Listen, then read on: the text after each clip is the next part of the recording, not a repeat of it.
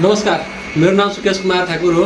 म सिमरनगढ नगरपालिका ward number 1 ward सभापति रासपाबाट राष्ट्रिय स्वतन्त्र पार्टीबाट बारा जिल्ला मध्य प्रदेशको हो।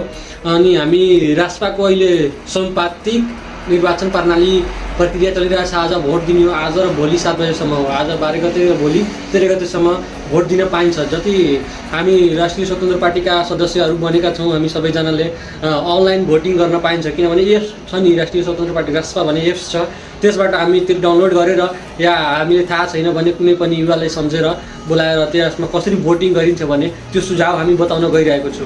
ल, हामी भोटिङ अब कसरी गर्ने हो भने म देखाइदिरहेको छु। अहिले त्यो प्रारम्भिक समस्याको कारण राष्ट्रिय एप चलेको छैन, तर म जुन भिडियो बनाएको छु त्यसमार्फत म बताइदिरहेको छु हजुरहरूलाई कसरी गर्ने हो हामीले।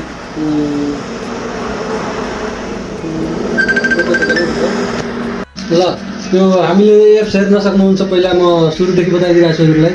यहाँ हामी सुरुदेखि बताइदिरहेको छु। ल, हामी अब पहिला काटेर हामी सुरुदेखि अब यो राष्ट्रिय रासपा एप्समा गयो हामी। त्यसपछि अगाडि हामी माथि गरौँ। त्यसपछि हामी सदस्य भएकोमा तपाईँको बधाई छ। त्यसपछि यहाँ सङ्घीय पहिलो हुने प्रतिनिधि सभा क्षेत्रको छ। त्यसपछि हामी कोशी प्रदेश, यसमा दाबेपछि मध्य प्रदेश पनि आउँछ। हामीले हेर्दै जाऊँ, आयो मध्य प्रदेश। त्यसपछि हामी कोलाई भोट गर्ने हो त्यहाँ गएपछि यहाँ स्वस्तिकाको चिन्ह छ नि, त्यहाँ यता ट्याग गरेपछि यहाँ भोटिङ हुन्छ।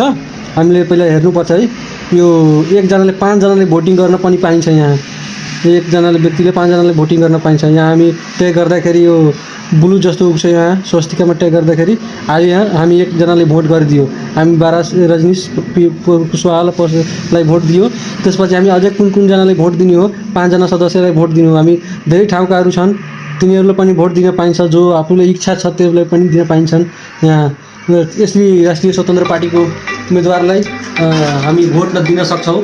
आगामी चुनावको लागि पनि तयार गर्न सक्छौँ। नयाँ चेहराहरू आए हाम्रो देशको पनि विकास हुन सक्छ। हस्, धन्यवाद।